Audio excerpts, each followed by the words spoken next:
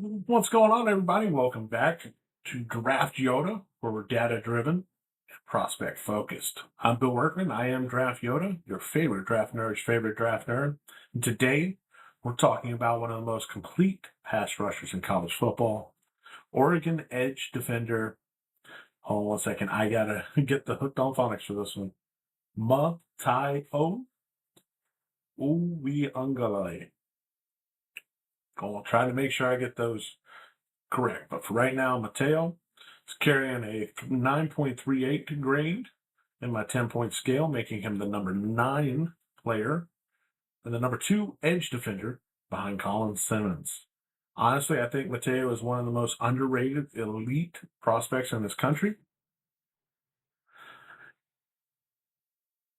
because when people talk about Oregon, the conversation is always Dante Moore. That's why I think he's underrated.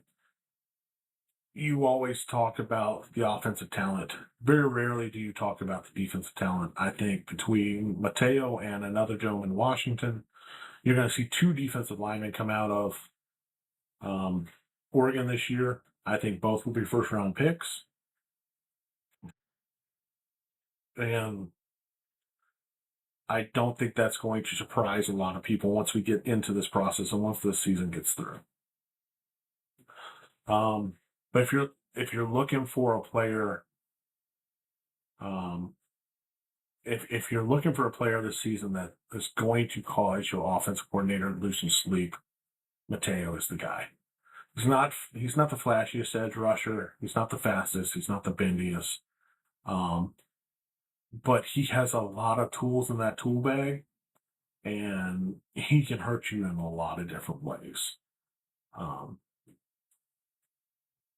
One of the things I love about him is his progression so far. You know, he was a 5-star recruit, national champion at St. John Bosco, All-American Bowl selections, highly recruited defender in the country.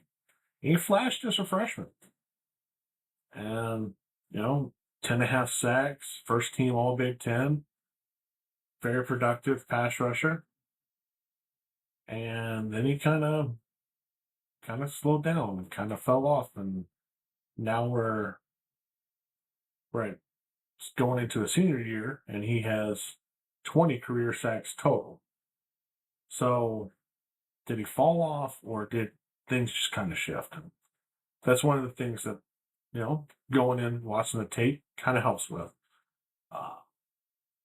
First thing that jumps off the tape, speaking of it, is his power. Everybody loves a speed rusher. But the one thing that offensive tackles hate is a power rush.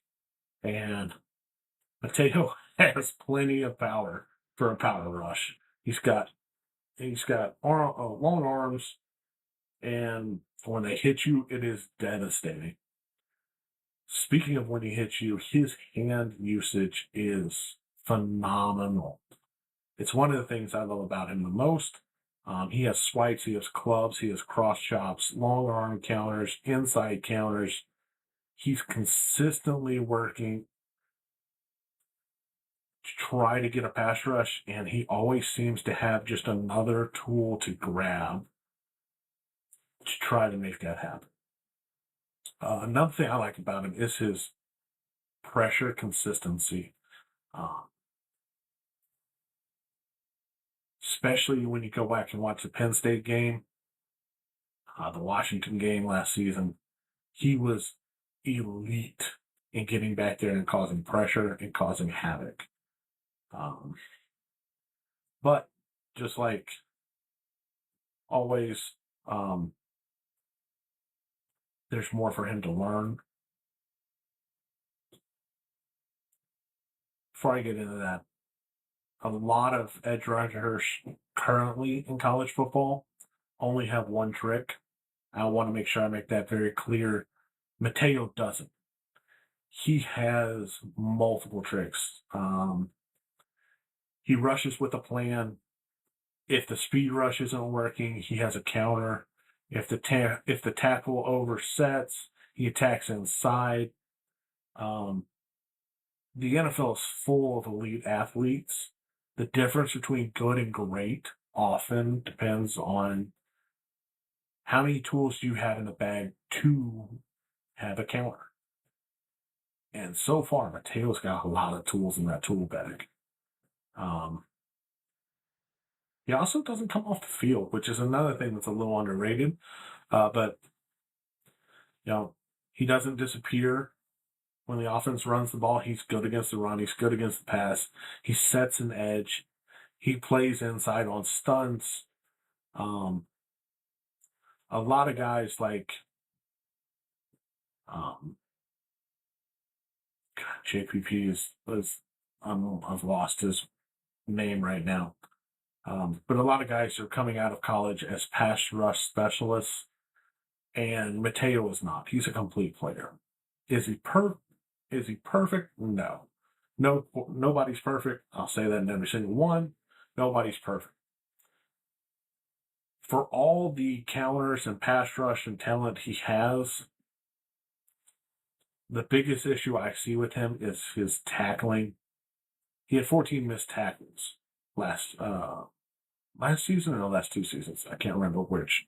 But he had 14 missed tackles, and that's way too many.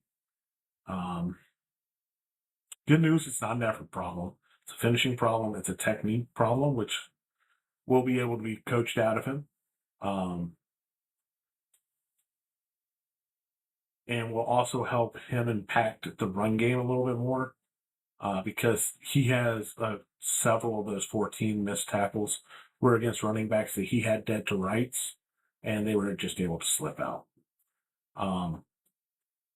But, power-based rusher with relentless motor, excellent hand usage, consistent pressure production. The question becomes, obviously, you're going to start comparing guys.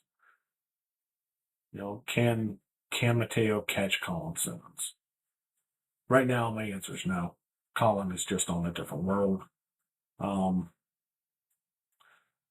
Simmons has a higher ceiling. Matayo has a higher floor. If he takes another step, gets back to double-digit sacks, the conversation becomes more interesting and gets a little closer, but I don't think he ever truly overtakes Collin Simmons because at the end of the day, Simmons has Hall of Fame level top tier, where Matayo only has all-pro top tier. And for my gamers out there, you'll know the difference in what I was trying to say there. But my final grade for him going into the season is a 9.38 out of 10. He's my number 9 overall player coming into this college football season, number 2 edge defender.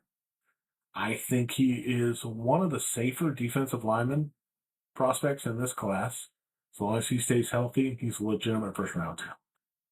I think he has a chance to be a future NFL star, and his combination of power, technique, consistency gives him one of the highest floors of any edge rusher in college football. I don't think he ever becomes the flashiest player. I don't ever think he's going to be the most athletic. But if you're telling me it's 3rd and 7 and I need a guy to rush the passer, and I got to depend on him getting pressure back there, Matayo's going to be high on that list with the K's in college coming out. But that's just my board.